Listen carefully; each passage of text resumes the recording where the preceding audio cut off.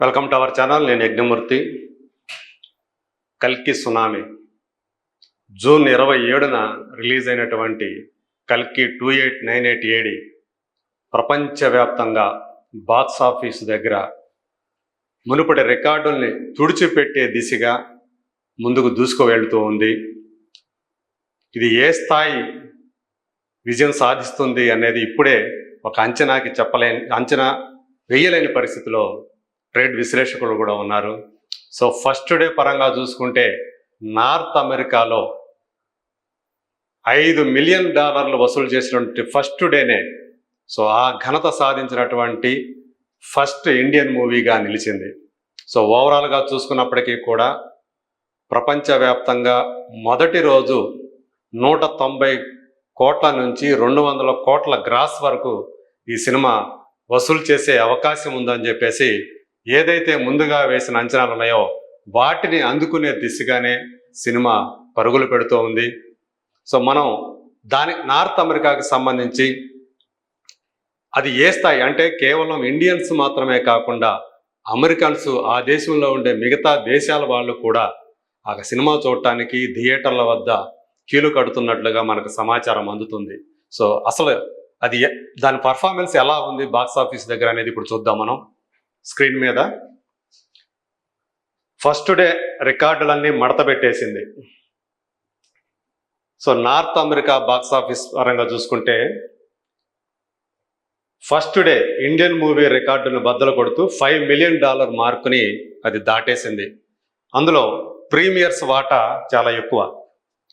North అమెరికాలో అత్యంత వేగంగా $5 మిలియన్ మార్కును దాటిన ఇండియన్ ఫిల్మ్గా కూడా అది కల్కి మూవీ చరిత్ర సృష్టించింది. కేవలం ప్రీమియర్స్తోనే $3.8 మిలియన్ డాలర్స్ని కల్కి వసూలు చేసింది. అంతకుముందు ఆ రికార్డు RRR మీద ఉంది. సో దాన్ని క్రాస్ చేసి కల్కి ఇప్పుడు నెంబర్ 1 ప్లేస్లో నిలిచింది. RRR ప్రీమియర్స్ ద్వారా $3.4 మిలియన్ కలెక్ట్ చేస్తే ఇప్పుడు కల్కి దాన్ని దాటి $3.8 మిలియన్ వసూలు చేసింది. ఆ తర్వాత స్థానాల్లో సలార్ $2.6 మిలియన్ అలాగే బాహుబలి 2 $2.45 మిలియన్ అవి ఆ తర్వాత స్థానాల్లో ఉన్నాయి. అంటే టాప్ 4లో ప్రీమియర్స్ పరంగా నార్త్ అమెరికాలో ఏవైతే టాప్ 4 ఫిల్మ్స్ ఉన్నాయో వాటిలో 3 ప్రభాస్వే కావడం ఇక్కడ విశేషం. కల్కి కాకుండా ఇక సలారు, బాహుబలి 2 సినిమాల్లో కూడా తనే కథానాయకుడు కావడం మనకు తెలిసిందే. సో ఇప్పుడు ప్రెడిక్షన్ ఎలా ఉందంటే నార్త్ అమెరికాలో ఈజీగా ఫస్ట్ వీకెండ్కే 10 మిలియన్ మార్కుని కల్కి దాటేస్తుందని చెప్పేసి ట్రేడ్ వర్గాలు అంచనా వేస్తున్నాయి. ఇదివరకు ఫస్ట్ వీకెండ్ పరంగా చూసుకుంటే ఆ 10 మిలియన్ మార్కుని దాటినటువంటి ఒకే ఒక్క సినిమా బాహుబలి 2. సో అది కూడా ప్రభాస్తే కావటం ఇక్కడ మనం గమనించాలి.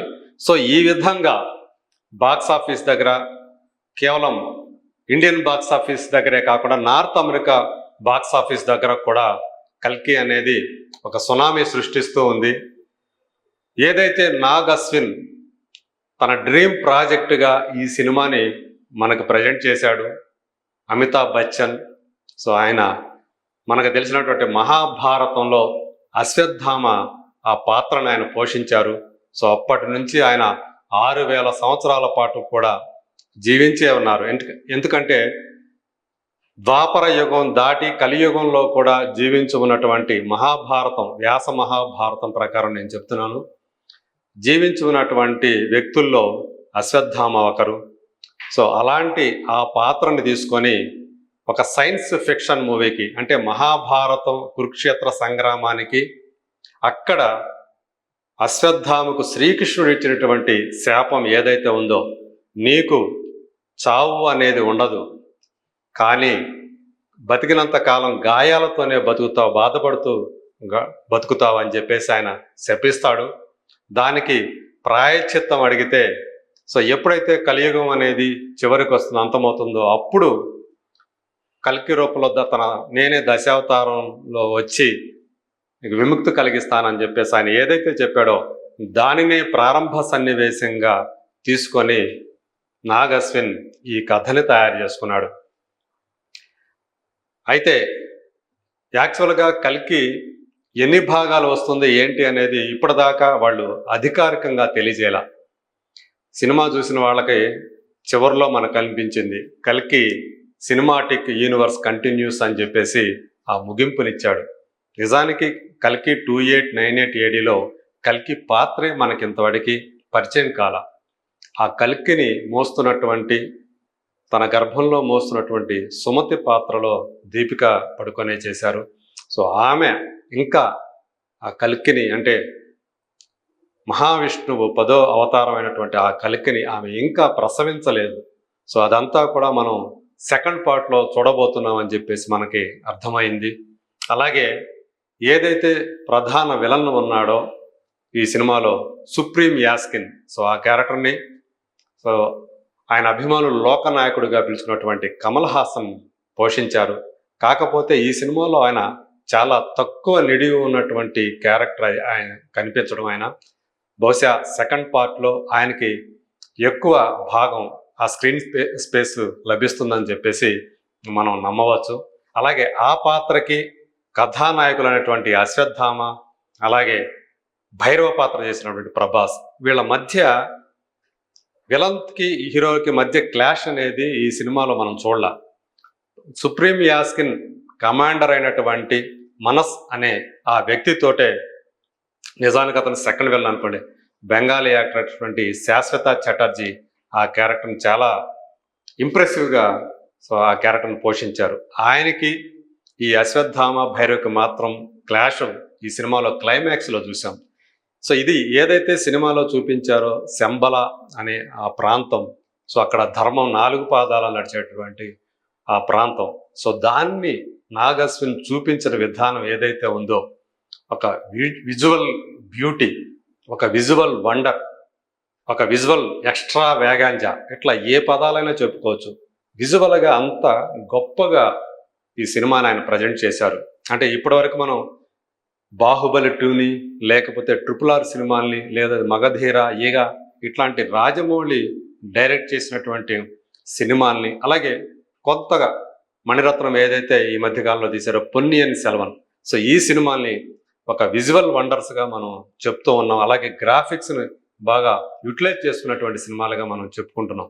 ఇప్పుడు ఆ బెంచ్ మార్కులన్నింటినీ దాటేసి కల్కి 2898 ఏడి అనేది గ్రాఫిక్స్ పరంగా ఒక కొత్త సరికొత్త బెంచ్ మార్కుని అది క్రియేట్ చేసింది.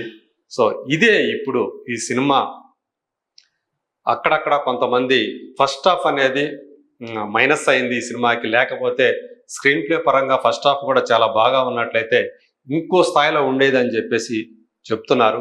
అయినప్పటికీ కూడా దాన్ని కూడా దాటుకొని నిజానికి ఆ సెకండ్ హాఫ్ ఏదైతే ఉందో నాగ్ అశ్విన్ ఏదైతే చేశాడో అక్కడ కూడా కొంత ఎమోషన్స్ పండాయి కాబట్టి, అక్కడ కూడా కొంత డ్రామా పండింది కాబట్టి వాటికి ఈ విజువల్స్ అనేవి కూడా తోడయ్యి చాలా గొప్ప విజయాన్ని అందిస్తున్నాయని చెప్పేసి ఇది ప్రస్తుతం ఉన్నటువంటి ఆ బాక్స్ ఆఫీస్ ట్రెండ్ను బట్టి మనకు అర్థమవుతుంది. ఖచ్చితంగా నార్త్ అమెరికాలో ఫస్ట్ వీకెండ్కి $10 మిలియన్ మార్కుని, అలాగే మొత్తం ప్రపంచవ్యాప్తంగా చూసుకుంటే మోర్ దాన్ 500 crores గ్రాస్ని ఈజీగా దాటేస్తుందని చెప్పేసి మనం అంచనా వేయవచ్చు. సో ఇది ఎక్కడ ఆగుతుంది అనేది, ఏ స్థాయికి వెళుతుంది అనేది మాత్రం ఈ ఫస్ట్ వీకెండ్ అయిన తర్వాత మాత్రమే మనం ఒక అంచనాకి రావచ్చు.